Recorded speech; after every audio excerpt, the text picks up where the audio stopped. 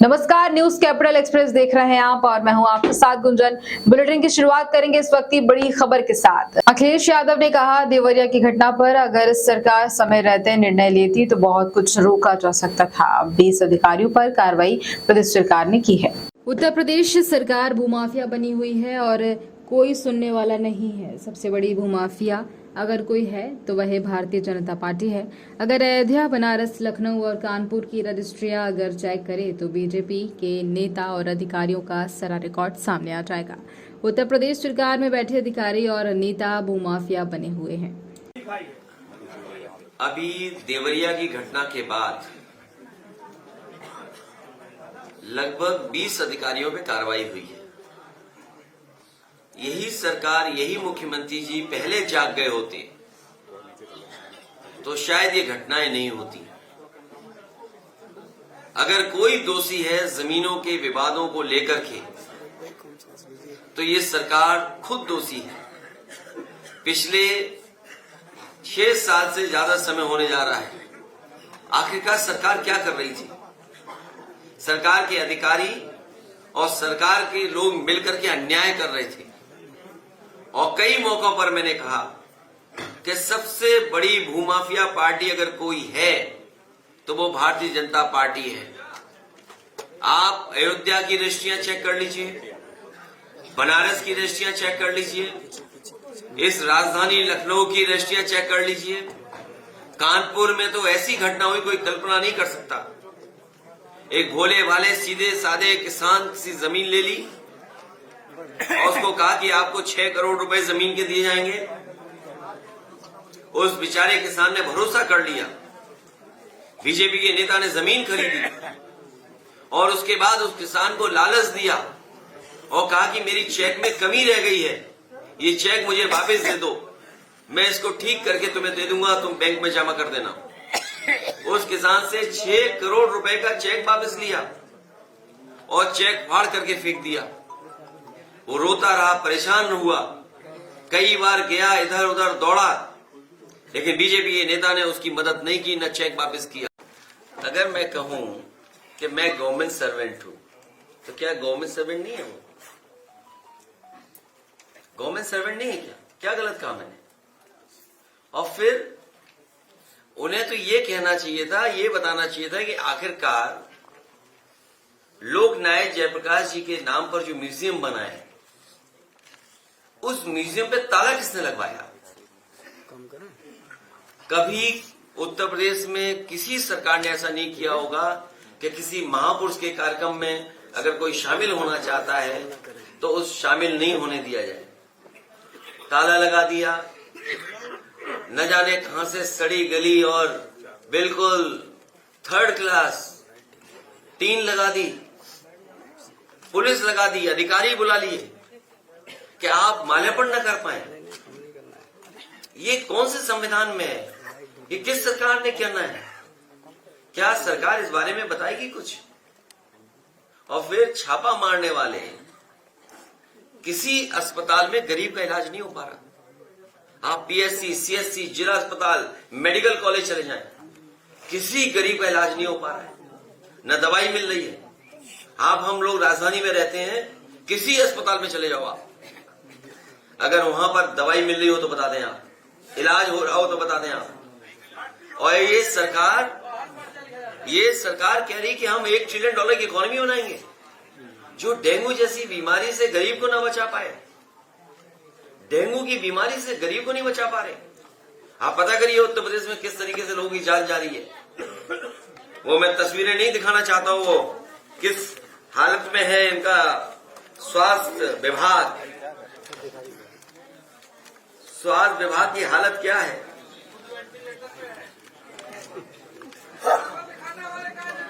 Ventilator भी एक limit है वेंटिलेटर की। ये जो दवाइयों का इन्होंने पकड़ा था, अगर आपको याद हो, ये जो दवाइयों का इन्होंने पकड़ा था, याद है क्या हुआ उस दवाई की जांच का? एक्सपायरी दवाइयों का जो इन्होंने पकड़ा था, ये है स्वास्थ्य विभाग। आप ही में अखबारों की तस्वीर दिखा रहा हूं मैं एक ही तस्वीर दिखा रहा हूं मैं, और ज्यादा दिखाने की जरूरत नहीं मुझे। बाकी हर दिन छपती है। ये है जिला अस्पताल, ये है लखनऊ के अस्पताल, बताइए ये अस्पताल है।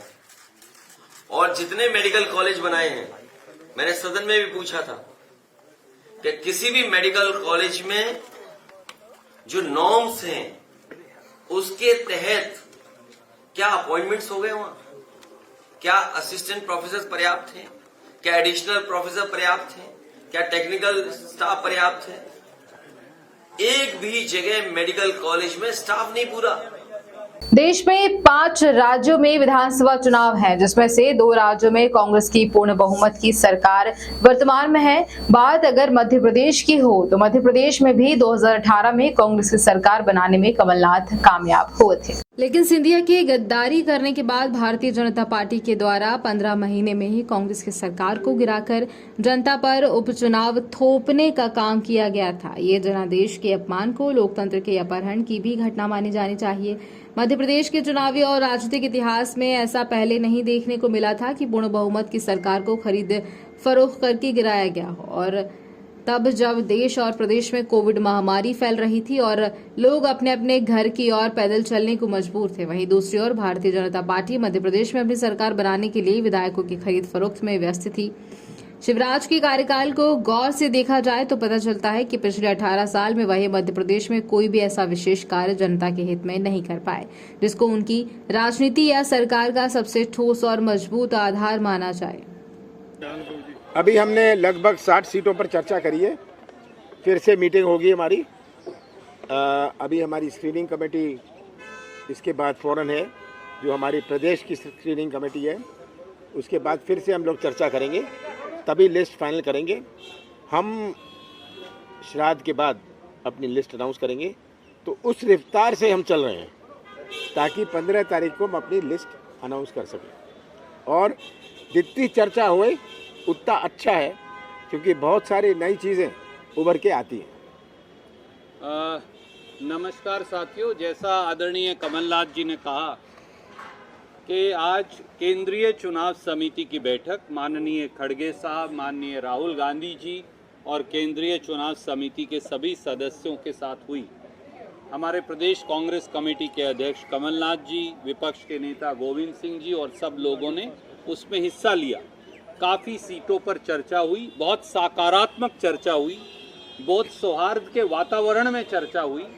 और जिस प्रकार से प्रदेश कांग्रेस कमेटी के अध्यक्ष समन्वय बना रहे हैं, ये अपने आप में दर्शाता है कि कांग्रेस पार्टी मध्य प्रदेश में एक अप्रत्याशित जीत की ओर कदम बढ़ा रही है।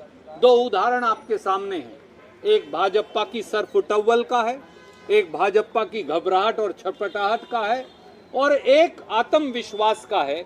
वो आत्मविश्वास जो है 8.5 करोड़ मध्य प्रदेश की जनता के आशीर्वाद का है। वो आत्मविश्वास जो है मध्य प्रदेश के 8.5 करोड़ लोगों का जन आक्रोश जो भाजपा पर फूट रहा है उसके खिलाफ है। आए दिन भ्रष्टाचार, घोटाले और इस प्रकार के विवाद सामने आ रहे हैं।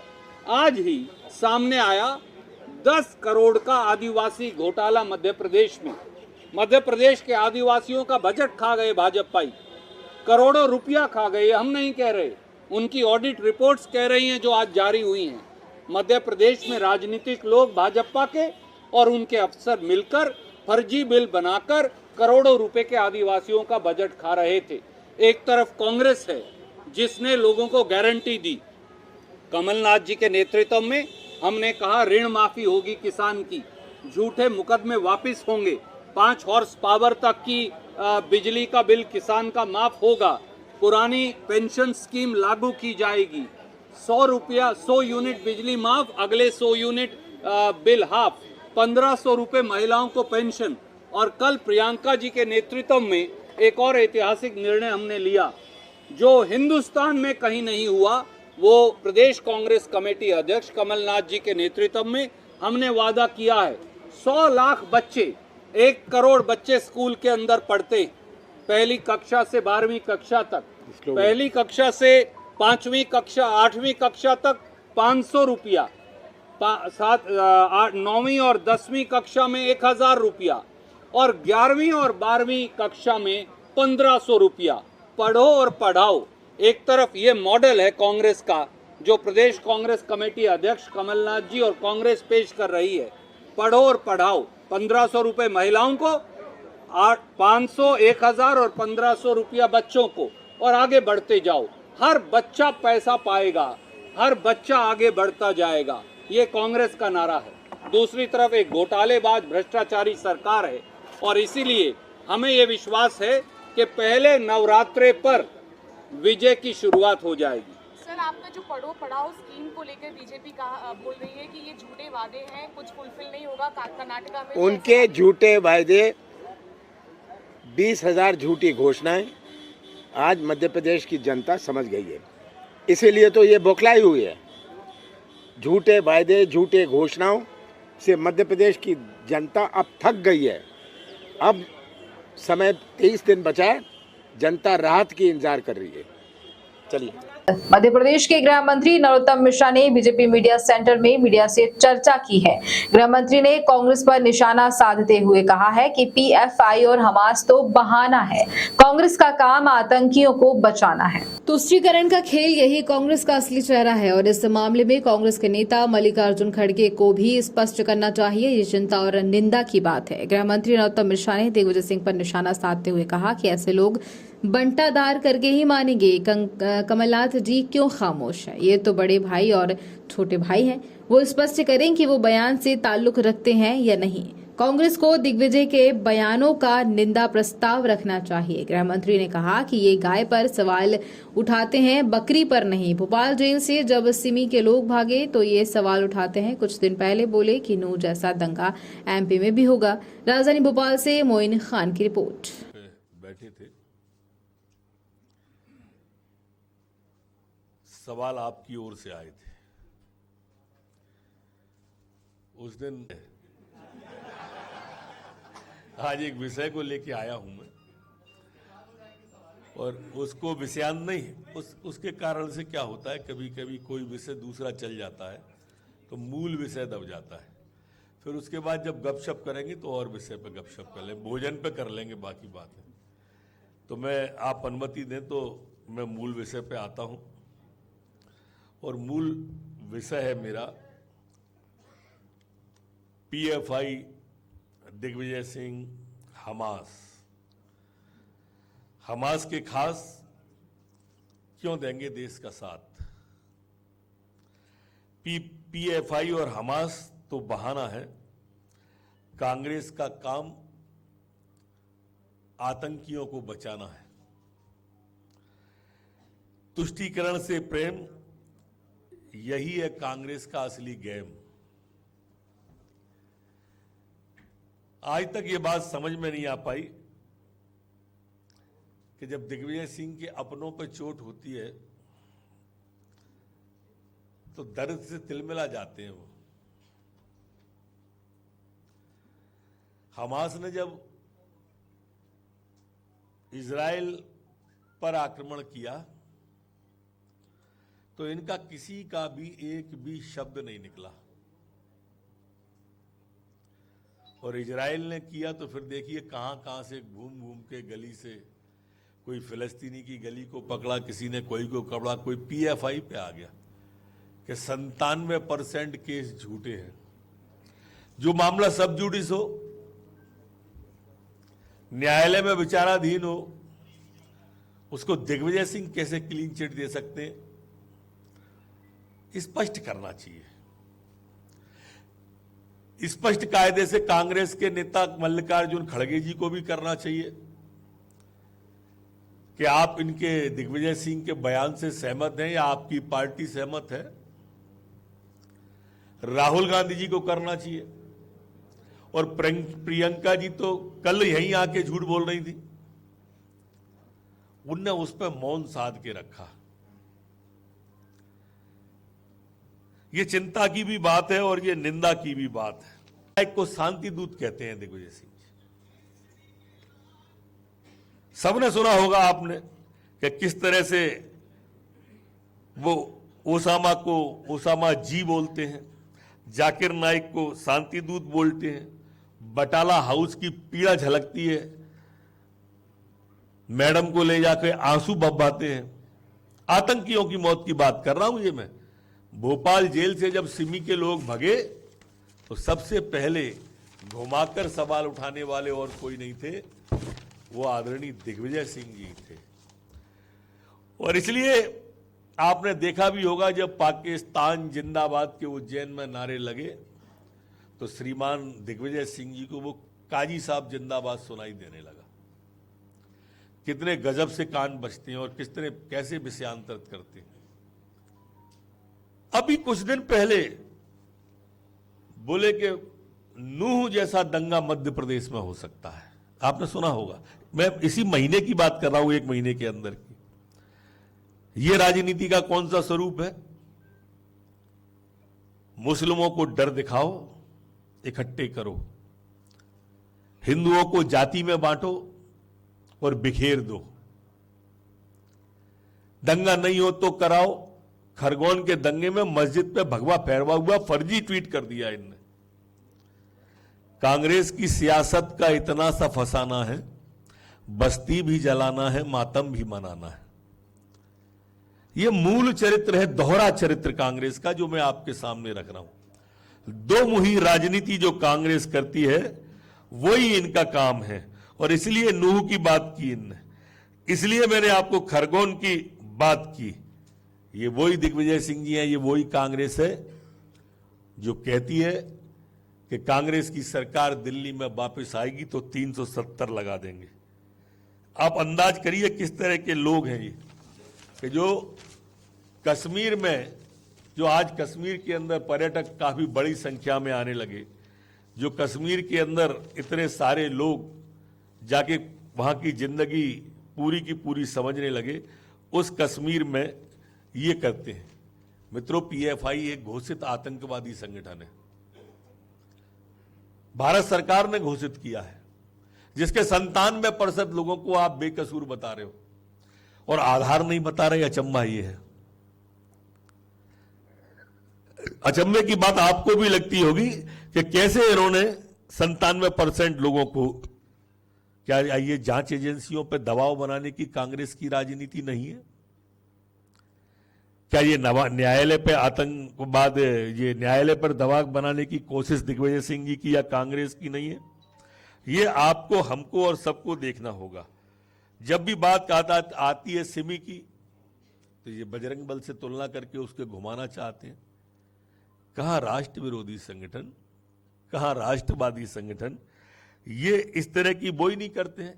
HUT की बात आती हो, JMB की बात आती हो, PFI की बात आती हो, सिमी की बात आती हो, ये दिग्विजय सिंह जी हैं जिनके शासनकाल में सिमी का नेटवर्क इतना मजबूत था कि झरनिया के जंगलों के अंदर कुआं भरा हुआ हथियारों का मिलता है।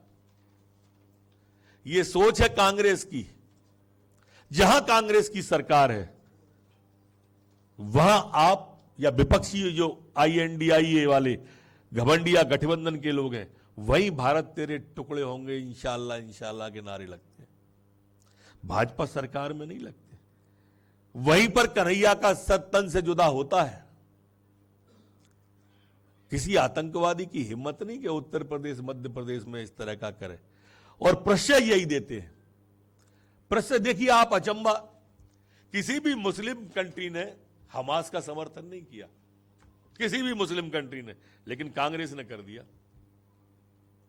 अब कल्पना करें आप, कभी इस देश में कुछ ऐसा हुआ और ये ताकत में हुए तो किसका समर्थन करेंगे? ये मानसिकता आप देखिए, इनकी मानसिकता क्या है। और ये जो बांटने की राजनीति है, वो भी सिर्फ हिंदुओं की, जनगणना की बात है, ये उसी सोची हुई दिग्विजय सिंह जैसे लोगों की सोची हुई उसी सोच का नतीजा है। धन्यवाद। जिस तरह से मोहब्बत की उनकी दुकान के ये मैनेजर है ना, दिग्विजय सिंह जैसे लोग, बंटाधार करके ही मानेंगे, ये और कुछ करके मानेंगे नहीं। कमलनाथ जी क्यों खामोश है, मैं अभी तक नहीं समझ पाया कमलनाथ जी को। ये तो बड़े भाई छोटे भाई हैं। कमलनाथ जी को स्पष्ट करना चाहिए कि वो दिग्विजय सिंह के इस बयान से इत्तेफाक रखते हैं कि नहीं रखते हैं। और ऐसी मौन चलेगी नहीं, जनता सब देख रही है। अगर देश की एकता और अखंडता पे कांग्रेस को विश्वास है तो कांग्रेस को दिग्विजय के बयानों का निंदा प्रस्ताव रखना चाहिए। ये दिग्विजय सिंह जी ऐसा नहीं है कि अभी पहली बार बोले हों, इनका स्वभाव बन गया है। आज एक कांग्रेस के नेता का रीट्वीट है या ट्वीट, वो मैंने पढ़ा, आचार्य प्रमोद कृष्णन का। उन्होंने तो कहा है कि ये आतंकवाद या आतंकवादियों के बाप है। ऐसा अभी अभी रास्ते में पढ़ता मैं आ रहा था। जब भी सनातन पे आक्रमण की बात आएगी, संस्कृति पे आक्रमण की बात आएगी, फ्रंट लाइन में खड़े दिग्विजय सिंह आएंगे। भगवा को आतंकवाद से जोड़ने वाला कोई हो, विषय हो, राम मंदिर की तारीख पर सवाल उठाने वाले दिग्विजय सिंह हो, महाकाल पर लोक पर सवाल उठाने वाले दिग्विजय सिंह हो। आपने कभी इनको किसी दूसरे धर्म पर सवाल उठाते देखा है क्या? पुस्तक ढूंढ लाएंगे, फिर गाय हमारी माता कैसी है, वो गोबर में बैठती है। और कल गौ यात्रा के समापन पर पहुंच गए। आपने इन्हें कभी बकरी पे सवाल उठाते देखा है कि बकरी अपनी लेड़ी पे कैसे बैठ जाती है? देखा ही नहीं होगा आपने। मैं आपका ध्यान उस तरफ आकर्षित कर रहा हूं कि कोई व्यक्ति किस तरह से और कोई संगठन, कोई पार्टी, जो घमंडिया गठबंधन है वो, ये सब के सब किस तरह से ऐसे विषयों को उठाते हैं। भोपाल मध्य प्रदेश कांग्रेस राष्ट्रीय प्रवक्ता सुरेंद्र राजपूत की प्रेस वार्ता। 18 साल की सरकार में केवल प्रदेश में भ्रष्टाचार और घोटाला हुआ है। आदिवासियों की प्रदेश में सबसे अधिक जनसंख्या है और सबसे अधिक भ्रष्टाचार और अत्याचार इसी वर्ग के खिलाफ हुआ है। आदिम जाति कल्याण विभाग का घोटाला हुआ। 8 अधिकारियों के खिलाफ जांच नहीं करवाई गई और जब कोर्ट ने कहा तब ही जांच कमेटी बनाई गई है। आदिवासी अत्याचार की लंबी लिस्ट बन गई है। हत्या, पेशाब, बर्बरता जैसे अनेकों अपराध आदिवासियों के खिलाफ होते हैं और एमपी पुलिस कार्रवाई तक नहीं करती। कार्रवाई करने की वजह पुलिस सामंतवादी लोगों के साथ खड़ी दिखती है। ये ठागराज है तो शिवराज है, अनाचार अत्याचार है तो शिवराज है। ये बात कही है सुरेंद्र जी ने। बता दें आपको, बीडी शर्मा, नरोत्तम मिश्रा और शिवराज जी ये बताएं कि क्या मोदी जी और भारत सरकार भी आतंकवाद की समर्थक है। आप लोग इंतजार कर रहे थे, इसके लिए मैं क्षमा का प्रार्थी हूँ। थोड़ा सा ये प्रेस रिलीज बनाने में थोड़ा डिले हो गया था, इसके लिए आपके समय की जो है मैं वो है, और उसके लिए मेरी क्षमा आप लोग स्वीकार करें। जी बहुत शुक्रिया। के भाई बैठे हुए हैं, हमारे पंडित जी बैठे हुए हैं, सभी लोग।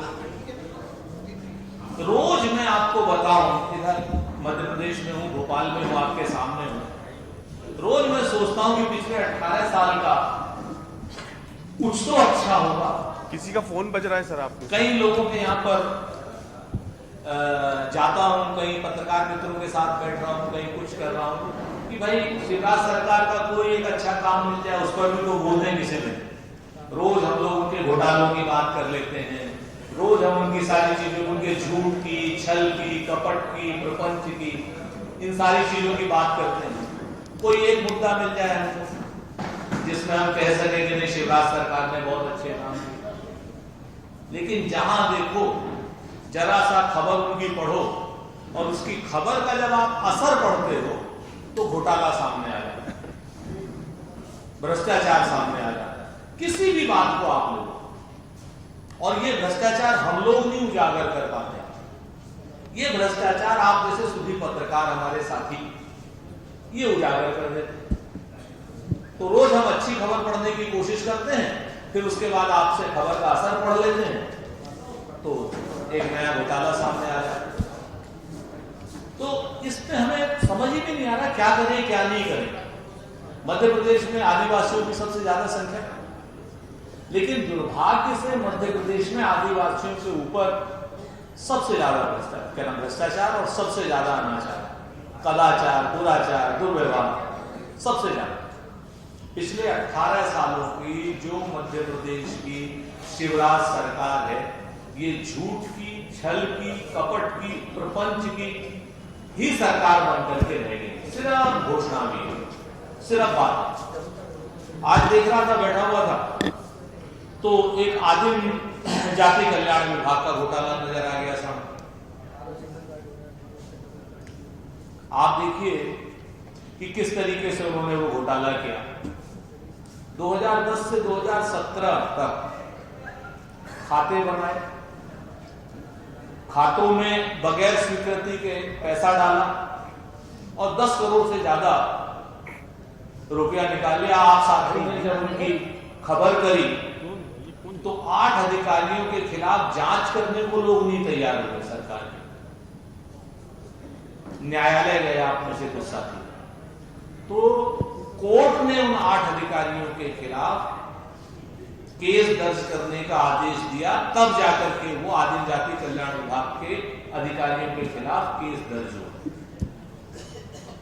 ये घोटाला आ गया था। सरकार को क्या करना चाहिए था कि भाई अगर उनके पास कोई आई है खबर तो उसकी जांच बैठाए, लेकिन नहीं। न्यायालय ने जब कहा तब जांच बैठाई, और जांच न्यायालय के कहने के बाद कैसे बैठती है, कैसे सारी चीजें होती है, वो आपके सामने। आगरमालवा जिले के सुसनेर तहसील का मामला, जहां पट्टा के नाम पर रिश्वत लेने का घिनौना खेल चला। करीब गरीब लोगों से अलग अलग कर्मचारियों ने 10-10 हजार की राशि लेकर भी पट्टा नहीं कर पाया।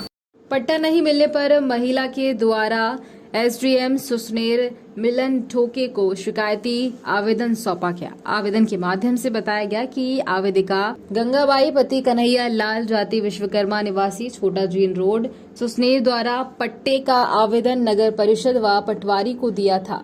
सर्वे होने पर नामकरण के नाम पर नगर परिषद कर्मचारी नरेश व पटवारी, बता दें आपको कि गोवर्धन शर्मा ने 10-10 हजार की रिश्वत मांगी थी और वहीं महिला के द्वारा राशि दे दी गई थी, ऐसी शिकायती महिला का कहना है। राशि देने के बाद भी पट्टा नाम से नहीं होने पर महिला के द्वारा नगर परिषद सीएमओ को इसके बारे में अवगत कराया गया। शिकायत मिलने पर सीएमओ ने महिला का काम करने को लेकर कर्मचारियों को कहा था। उसके बाद भी पट्टा नाम नहीं हुआ। जब नगर परिषद के द्वारा पट्टे वितरण किए गए थे तब आवेदिका का नाम सूची में नहीं आया, जिसके चलते आवेदिका के द्वारा एसडीएम को लिखित शिकायत कर कार्रवाई की मांग की गई। कार्यालय में आवेदन दिया है मैंने इसलिए के दिया है कि 2014 का मेरा जो पट्टा था उसी कारण मैं एसडीओ मैडम के पास 2 बार आवेदन दे चुकी हूँ। फिर मैं उसके बाद आवेदन लेके नरस भैया के नगर परिषद गई वापस, तो उन्होंने मेरे से पैसे तो लिए 10,000। उसके बाद बोला है कि 10 से 12 हज़ार वो लगेगा। पटवारी जी के पास गई तो उन्होंने कहा बिना पैसे से कोई काम नहीं होगा। उसने भी मांग करी पटवारी जी ने। कितने पैसे की मांग करी पटवारी? उन्होंने 10 से 12 हज़ार रुपये। कहाँ शिकायत करी आपने? मैंने कार्यालय में भी करी, अगर उसके बाद यहाँ पे कार्यालय में अपने मैडम के यहाँ भी करी और नगर पंचायत भी करी, वहाँ पे भी चली गई। 2 बार गई मैं, वहाँ पे भी 2 बार आवेदन दिए, 10,000 रुपये भी दिए नरस भैया को, तो उन्होंने मेरे को कोई रसीद नहीं दी। तो आपका नाम छूट गया इस पट्टे में? मेरा अकेली का छूटा और किसी का भी नहीं। डिंडोरी जिले में आदर्श आचार संहिता लागू होने के बाद पुलिस जिले में हो रही अवैध गतिविधियों की रोकथाम के लिए सख्त हो गई है। पुलिस ने भारत निर्वाचन आयोग के दिशा निर्देश का पालन करते हुए विधानसभा निर्वाचन चुनाव को शांतिपूर्ण रूप से संपन्न करने के लिए जिले में हो रहे अवैध गतिविधियों पर लगाम लगाने की कार्रवाई शुरू कर दी है।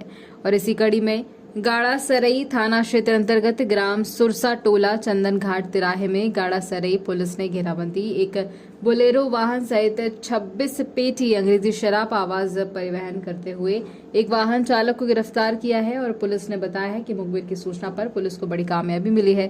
पुलिस ने लगभग 9 लाख कीमत की अवैध शराब को पकड़ा है। वहीं वाहन चालक पुलिस की हिरासत में है, जिससे पूछताछ की जा रही है और बयान के आधार पर उसके सहयोगी और ठेकेदार को आरोपी बनाया गया है। डिंडोरी जिले में आबकारी और पुलिस विभाग द्वारा की गई कार्यवाहियों में शायद ये पहला मौका होगा जब पुलिस ने शराब के अवैध परिवहन मामले में किसी शराब ठेकेदार को बयान के आधार पर आरोपी बनाया हो। फिलहाल पुलिस की कार्रवाई जारी है और पुलिस संबंधित वाहन चालक से पूछताछ कर रही है। थाना प्रभारी ने बताया है कि पुलिस द्वारा लगातार अवैध शराब सहित अन्य आपराधिक गतिविधियों पर कार्रवाई की जा रही है, जो निरंतर जारी रहेगी। हमारे द्वारा विगत रात्रि से सूचना थी कि अवैध शराब बोलेरो गाड़ी में लेकर आने वाले हैं। इस सूचना पर हमारे द्वारा सुरसा टोला तिराहा चंदन घाट रोड पर 26 पेटी अवैध शराब कुल 231 लीटर शराब जब्त की गई है। वर्तमान में एक आरोपी गिरफ्तार किया गया है और कुल जब्ती मसरूका 9,87,000 रुपये का है, जिसमें 1,64,000 की शराब है, शेष बुलेरो, मोबाइल व नकदी है। आरोपी एक गिरफ्तार है। इसके अलावा जो मदद में थे ठेकेदार व अन्य लोगों को भी कथन के आधार पर आरोपी बनाया गया है। चंद्रशेखर आजाद ग्वालियर पहुंचे। पुलिस सुरक्षा के बीच आए ग्वालियर शहर पुरानी छावनी इलाके के एक होटल में स्टे किया। स्थानीय समर्थकों से मुलाकात कर वापस मुरैना के लिए रवाना हुए। 25 सितंबर को ग्वालियर में हुए गुर्जर महाकुंभ के दौरान हुए उपद्रव में नामजद होने वाले आरोपियों के परिजनों से मुलाकात। चंद्रशेखर रावत ने गुर्जर नेता रामप्रीत पर NSA की कार्रवाई किए जाने पर नाराजगी जताई। पुलिस व्यवस्था पर भी सवाल उठाए। चंद्रशेखर ने प्रशासनिक कार्रवाई को करार दिया दमन। आजाद समाज पार्टी के लोगों को भी विशेषकर टारगेट किया गया। गुर्जर महाकुंभ में उपद्रव के बाद कार्रवाई राजनीति से प्रेरित है। अन्य कई मुद्दों पर चंद्रशेखर आजाद ने पूरी बेबाकी से दिए गए सवाल के जवाब दिए हैं और पत्रकारों के सवालों का भी उन्होंने जवाब देते हुए चंद्रशेखर आजाद ने कहा कि 25 सितंबर को गुर्जर महाकुंभ हुआ था और ज्ञापन देते समय कुछ विवाद भी हुआ था। अगर पुलिस ने सही व्यवस्था की होती तो भीड़ को संभालने में ऐसी स्थिति पैदा नहीं होती। जब कोई घटना होती है तो उसका कारण होता है। जब उसके बाद कार्रवाई हुई तो वह कार्रवाई भी दमन हुआ है। जो आजाद भीम समाज पार्टी से जुड़े हुए थे, चाहे वह दलित समाज के हों चाहे वह गुर्जर समाज के, उनको विशेषकर टारगेट किया गया है।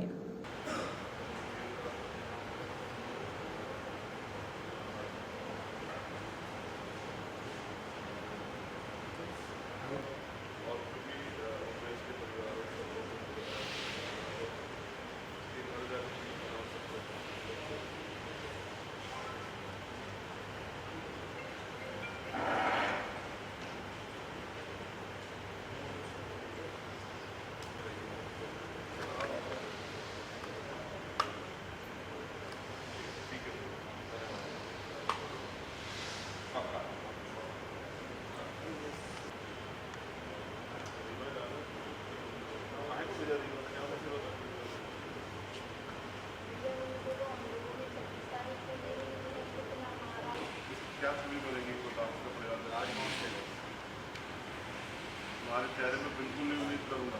और फिर मैं कह रहा हूँ, जो कोई कुछ काम करेगा फिर इससे भी मुसीबतें आ जाएगा। बाकी लोग भी तो घर बैठे। अच्छा ये बताओ कि जो डर से नहीं लड़े कहीं वो बनना चाहिए, समझिए। जो पैदा हुआ उसको मरना है। थोड़ा एक्सीडेंट में आदमी चोट खा जाता है, ऐसे नाचता हुआ गिर के चोट खा लेता है। बहुत सारे लोग तो वैसे जान चली जा रही है। तो अगर कुछ करते हुए और वो आप किसी के लिए किसी कमजोर के आवाज उठाते आपको मुसीबत झेलनी पड़ रही है, तो इस पर मेरे पति क्रिमिनल नहीं है, पर ये बिलोंगा थाने वालों ने उनको पूरा क्रिमिनल बना दिया। बिलोंगा थाने का विशेष ख्याल रखेंगे हम। बिलोंगा थाने का पूरा रिपोर्ट रखेंगे पिछले 1-2 साल का। किसी कार्रवाई नहीं करो, पर पहले छानबीन तो करो, तभी तो डायरेक्ट FIR कर देते। बिलोंगा थाने वालों का, उनके आसपास के जो उनके मुखबिर साथी, उन सबका हम विशेष ध्यान रखेंगे। किसी को तकलीफ नहीं। इतने कम छोटे आप थोड़ा ही हमारे रिहाई जल्दी हो जाए। वो लोग बात कर हाँ चुनाव हम प्रयास करें, चुनाव से पहले दोनों लोग बात करें और हम प्रयास करेंगे जो लोग बाकी हो जेल में उनका विशेष ख्याल रखें। किसी को कोई तकलीफ नहीं होगी। क्या इस अन्याय को हम भूल जाएंगे उन्होंने किया।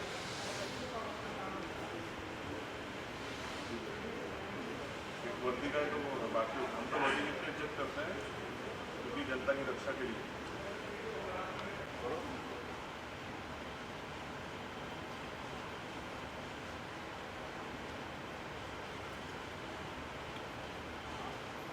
जारी की आपके हाथ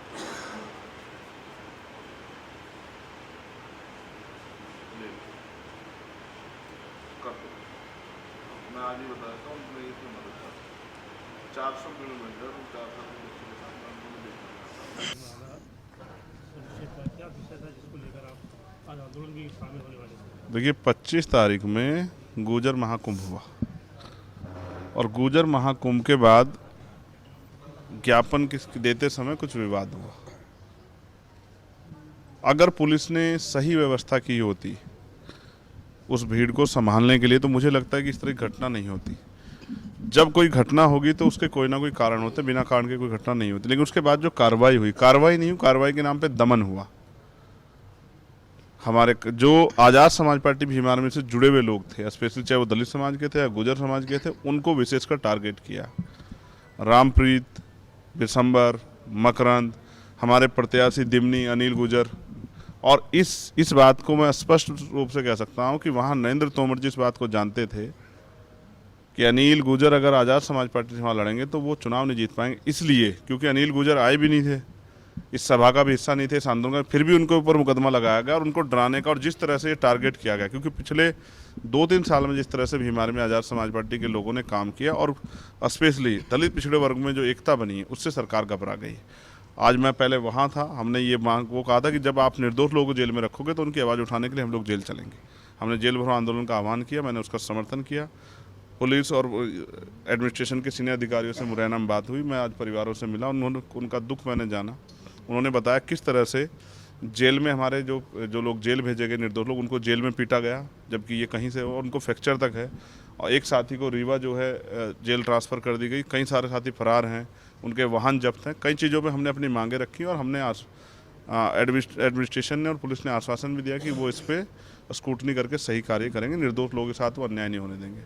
आगे की अज्ञात के नाम पे जो गिरफ्तारी के नाम का खेल चल रहा है और एक अवैध वसूली चल रही है, जैसे किसी का नाम आकाश है तो जितने भी आकाश क्षेत्र में आते हैं उन सब के घर जाके पूछना कि तुम थे, और अगर नहीं थे तो कुछ पैसे निकालो तो आपकी जान बच जाएगी। जो लूट चल रही है पुलिस की, ये लूट किसी तरह स्वीकार्य नहीं है। मैंने यहाँ के अधिकारियों से सख्त उसमें बात की है और मुझे आशा उम्मीद है कि अभी ये जो अन्याय अत्याचार हो रहा, जुल्म जाती है, रुकेगी। कार्यकर्ताओं को पीटना, उनका मनोबल गिराना, उन पर झूठे मुकदमे लगाना, ये जो सरकार की सैप है, मैं इसको मानता हूँ हुआ है। अधिकारी कर्मचारी पर चुनाव से पहले, आचार संहिता पहले कोई दबाव हो सकता है, अब शायद उनको दबाव में नहीं रहना चाहिए।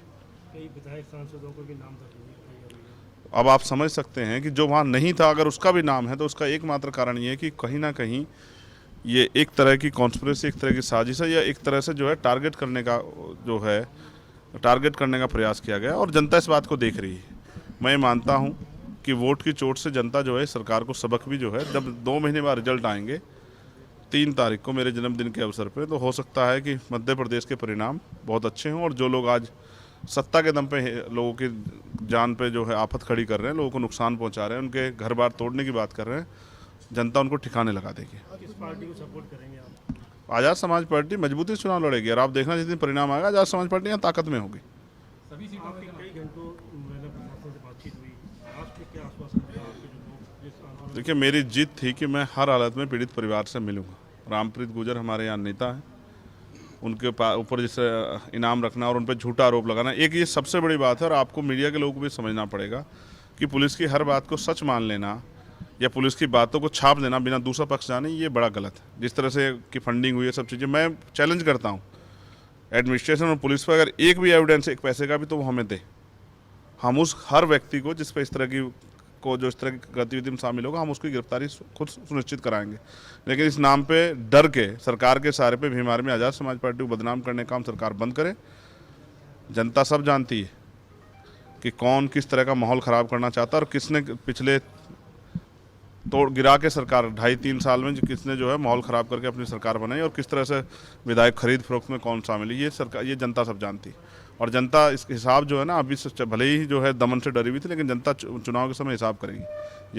ये बात सरकार याद रखे। आज़ाद पार्टी 230 विधानसभा सभी पे चुनाव लड़ेगी। देखिए, पिछले काफ़ी दिनों से कार्यकर्ताओं में जो उत्पीड़न हो उसकी वजह से हम वार्ता नहीं कर पाए। आज हम यहाँ हैं, 1-2 दिन में वार्ता होगी और बहुत जल्द हम अपनी लिस्ट जो है डिक्लेयर करेंगे कि हम किन किन सीटों पर लड़ने वाले हैं। लेकिन हमारी विश्वास है, जिस तरह का प्यार मध्य प्रदेश ने संविधान बचाओ यात्रा में दिया और 12 फरवरी की भोपाल यात्रा में, और आश्वासन दिया समाज ने कि इस बार वो आज़ाद समाज पार्टी को ताकत देंगे, आज़ाद समाज पार्टी एक बड़ी ताकत बनकर मध्य प्रदेश में उभरेगी। आपके जन्मदिन पे जो परिणाम आएंगे जब, तो क्या आप किसी को समर्थन भी कर सकते हैं? हो सकता है जन्मदिन गिफ्ट मिल जाए, तो जन्मदिन गिफ्ट मिलेगा तो फिर जनता को उसका लाभ मिलेगा। सर एक आखिरी सवाल, जातिगत जनगणना का प्रश्न करवा देनी चाहिए थी भारतीय जनता पार्टी सरकार को। क्या वजह रही, क्यों नहीं करवाई? वो चाहते ही नहीं जातिगत जनगणना, और जातिगत जनगणना होगी तो ये पूरे देश में मध्य प्रदेश एक ऐसी धरती है, साहब काशीराम कहा करते थे, जहाँ बहुजन समाज की आबादी 90% से ज़्यादा है। जिस दिन दलित पिछड़े आदिवासियों को, अल्पसंख्यक समाज के लोग ये पता लगेगा कि उनकी आबादी इतनी है, उस दिन वो अपने हक अधिकारों की मांग करेंगे। अभी तो आर्थिक आंकड़े जारी होने बाकी है कि संख्या तो इतनी है, लेकिन साधन कितने हैं। जिस दिन देश आज़ाद हुआ, संपत्ति, धन, धरती, राजपाट में बंटवारा नहीं हुआ है। जो गरीब था गरीब रहा, जो अमीर था अमीर रहा। तो गरीब किस तरह से अपने जीवन को सर्वाइव करें, सरकार की जिम्मेदारी। सरकार टैक्स लेती है। अभी बहुत सारी चीज़ें हैं जो धीरे धीरे जनता को समझ में आएगी। जनता के पैसे से चलने वाली सरकार अपने आप को मालिक समझ बैठती है और जनता के पैसे को इधर उधर खर्च करती है। जनता की तरक्की जनता के हितों पे नहीं करती है, जनता के अधिकारों की रक्षा नहीं करती है। तो लोकतंत्र को लोग समझ रहे हैं, इसीलिए इतने बड़े बड़े आयोजन हो रहे हैं। धीरे धीरे दलित पिछड़ा वर्ग जाग जाएगा और ये चोर लुटेरा भाग जाएगा, जो आज तक जो है धन के दम पे राज कर रहा था।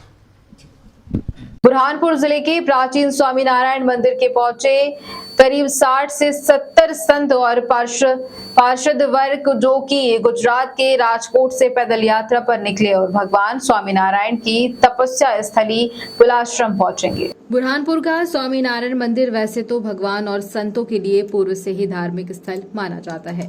बता दें आपको कि जहां भगवान स्वामीनारायण ने भी स्वयं बुरहानपुर पहुंचकर वणी अवतार में तपस्या की थी। साथ ही इसी मार्ग पर निकले गुजरात राजकोट के करीब 60 से 70 संतों का जत्था बुरहानपुर स्वामीनारायण मंदिर पहुंचा और यहां से सीधे पुलाश्रम, जहां भगवान स्वामीनारायण ने रहकर तपस्या की थी और संतों और हरि भक्तों का उद्धार भी किया था। उसी तर्ज पर यह संत मंडल बुरहानपुर पहुंचा, जहां उन्होंने पूजा अर्चना कर भगवान स्वामीनारायण ने जिस ताप्ती नदी के राजघाट पर स्नान और दही रोटी खाई थी, उसी स्थान पहुंचकर उन्होंने भगवान स्वामीनारायण का ताप्ती के जल से अभिषेक किया। पूजा अर्चना कर स्वयं ने भी ताप्ती में गोते लगाए और जल कीड़ा भी किए और बुरहानपुर के भक्तों को आशीर्वाद भी प्रदान किया।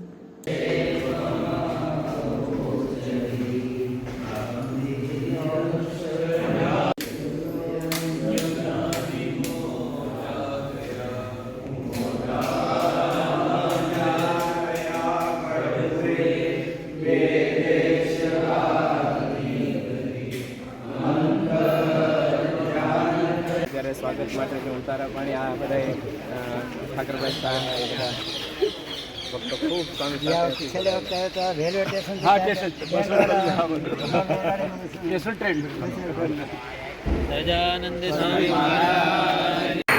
સ્વામી પ્રભુ જય સદા ગુરુ સ્વામી સહજાનંદ દયાળુ સહજાનંદ દયાળુ ભગવંત બહુનામી ચરણ સરોજ તમારા બંધુ કર જોડી પ્રભુ બંધુ કર જોડી ગણેશી સદરાશી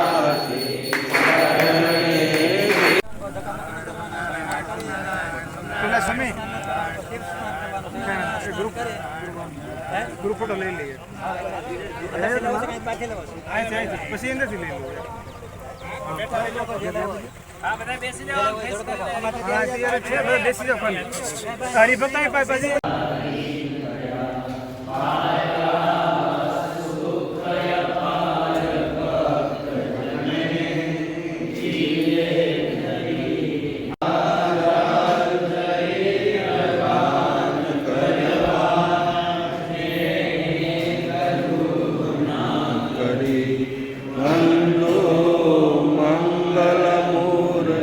है कि आज जो है करीब करीब 60 से 70 संत और कई जो है भगत भी यहाँ पर जो है पहुँचे थे और पुलाश्रम के लिए रवाना हुए। क्या महिमा को लेकर के बताएंगे? ये अपने बुरहानपुर का सौभाग्य है कि हम सब हरिभक्तों के सौभाग्य से हमारे भाग्यों का उदय हुआ है कि आज बुरहानपुर में राजकोट गुरुकुल से 60 संत लोग पधारे हैं, उनके साथ हरिभक्त भी पधारे हैं और ये लोग यहाँ सर के बुरहानपुर से निकल करके अनेक स्थानों की यात्रा करते हुए छपैया होते हुए पुलाश्रम की यात्रा करने के लिए जा रहे हैं और आपकी जानकारी बता दूं कि सबसे पहला गुरुकुल यदि कोई खुला होगा तो वो राजकोट में खुला था। राजकोट में सबसे पहला गुरुकुल खुला और वहाँ पर से लेकर के अनेक प्रांतों में, अनेक राज्यों में, और यहाँ तक कि इनके गुरुकुल की ब्रांचेस, राजकोट गुरुकुल की ब्रांचेस विदेशों में भी है। और तपस्वी संत इनके मंडल में करीब, मेरा ख्याल है, मेरी जानकारी के अनुसार करीब 300 संतों का इनका मंडल है। बहुत बड़ा नेटवर्क है और बहुत ही सब पवित्र संत आकर के आज बुरहानपुर की धरती अपनी धन्य हो गई है। गुरुकुल से सभी 17 संतों गुरु की आज्ञा से यहाँ पुलहाश्रम की यात्रा के लिए जा रहे हैं। अभी बुरहानपुर की ये पुण्य भूमि में यात्रा के लिए सभी संतगण आए हैं। यहाँ के सभी संतों और भक्तों ने भी बहुत आनंद से सभी संतों को यात्रा का, पूरा मंदिर का दर्शन करवाया। हम सब संत बहुत खुश हुए हैं। आपका खूब खूब आभार। आपका नाम स्वामी? मेरा नाम नंद किशोर स्वामी जी। हमारे गुरुदेव देवी कृष्ण दास जी स्वामी जी की आज्ञा से हम सब संत इधर आए हैं।